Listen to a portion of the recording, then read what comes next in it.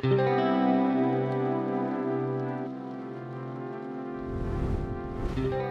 I'm Brian, and I'm a design manager at YouTube.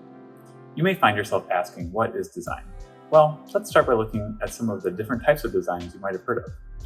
There's visual design, product design, industrial design, interaction design, lighting design, interior design, graphic design, service design, fashion design, motion design, systems design, game design, sound design, urban design. Disney World even has designers that design the experience of waiting in line at their amusement parks. That's quite a bit of variety of fields and topics. What could they all possibly have in common? The thing that unifies all these different fields of design is intentionality. American designer and architect Charles Eames described design as a plan for arranging elements in such a way as best to accomplish a particular purpose. That definition makes it sound like everything is design. But what's unique about design with a capital D is that it often deals with unclear, ambiguous problems, complex and competing requirements, and coming up with a solution or multiple solutions that balance all these competing requirements. Navigating these complexities and trade-offs is one of the hardest things designers have to do. You can have an amazing solution that's impossible to build, or a solution that's easy to build that no one wants. To facilitate design, designers have developed a process to help them find the best solution.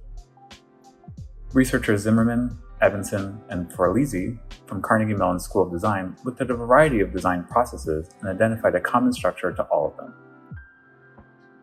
1. Define. The goal here is to really understand the problem space. Designers typically talk to different stakeholders from product to engineering to marketing in order to understand initial goals, requirements, and constraints. Designers may build frameworks or visual representations to create a shared understanding among the team. 2. Discover. The goal here is to understand the problem from a user's perspective. Users can be anyone who will end up using your design solution. During this stage, designers explore user needs and context.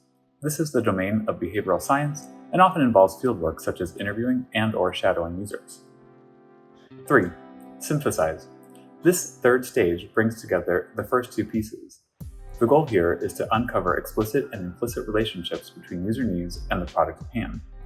We want to identify gaps in the current product offering in order to make a better product for the user or provide a better service. 4. Construct and refine.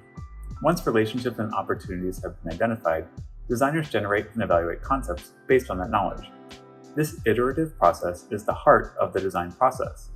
It can take multiple rounds until designers have found a solution that addresses the user's needs, is feasible from a technical perspective, and designed in a usable, clear, and visually appealing way.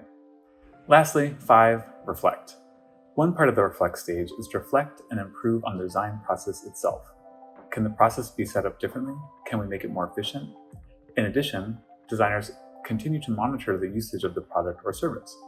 The goal here is to evaluate whether the product or service is being used as intended, or whether there are potential gaps in the offering. If there are gaps, designers go back to square one, and this is how we cycle through the 5 stages of the design loop. That was a quick and brief overview of the topic of design. If you've done it well, your users will find that their experience with your product was fun, designed with intention, and overall left them with positive emotions. Try it out for yourself and leave us a comment. Thanks for tuning in.